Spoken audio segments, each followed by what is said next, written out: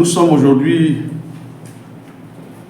à la 39e paracha dans l'étude annuelle de la Torah. Et cette 39e paracha, elle est intitulée Ukat. Elle nous révèle les décrets, les lois qui sont les plus irrationnelles, c'est-à-dire les lois ou les mitzvot ou l'ensemble des enseignements qu'Hachem a bien voulu nous donner et qui ne peuvent être comprises par l'intelligence humaine. Pour la simple raison que c'est par sa propre sagesse qu'Hachem a fondé la terre, a créé l'esprit humain et l'intelligence humaine. C'est par sa propre sagesse, qui est donc une sagesse infinie, que le maître de l'univers a même créé l'univers. Qui est donc l'homme? Qui est donc une sagesse limitée, une intelligence limitée, une durée de vie limitée, pour comprendre les lois irrationnelles du maître. Pour bien illustrer cela, nous devons comprendre que quel que soit notre degré, notre niveau d'évolution spirituelle, quelle que soit notre dimension à la hauteur de Moshe Rabbeinu, l'homme reste toujours l'homme, limité dans la compréhension des mitzvot. Donc limité dans la compréhension des secrets d'Hachem.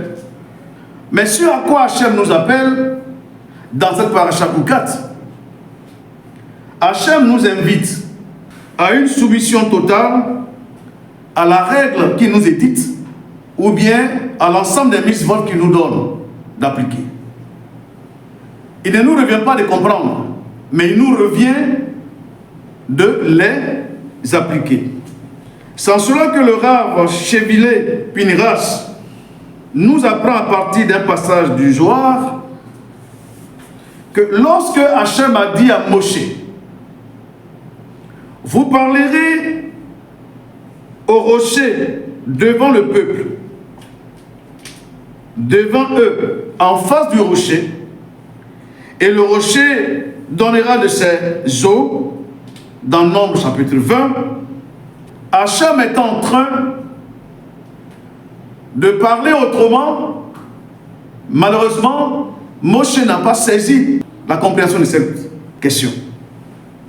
Si la Torah peut être comparée au feu, c'est-à-dire la plante divine, si la Torah orale est incarnée et est symbolisée par ce qu'on appelle le feu,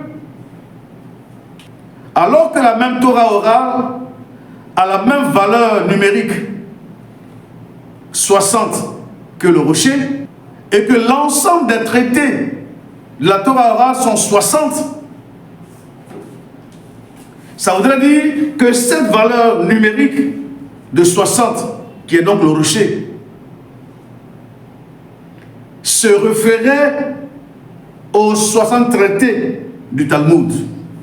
Le Rav Shevile Pinchas dit que l'intention d'Hachem était de faire jaillir une grande quantité de secrets divins à partir du rocher,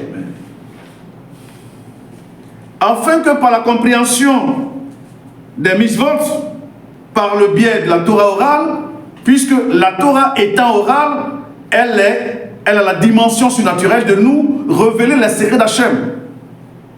En ce moment précis, elle devait être pour nous la chose la plus compréhensible.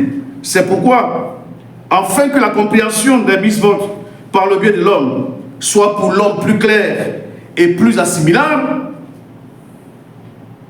Hachem voulait simplement, et au travers de l'observation de cette mitzvah, amener toute l'humanité à s'abreuver à la Torah orale et à la comprendre aussi facilement. Ce soir, si tu es là, Hachem veut t'amener à un autre niveau, à un degré d'élévation. Tu n'as pas besoin de chercher à comprendre. Tout ce qu'il te demande, applique la chose sans réfléchir.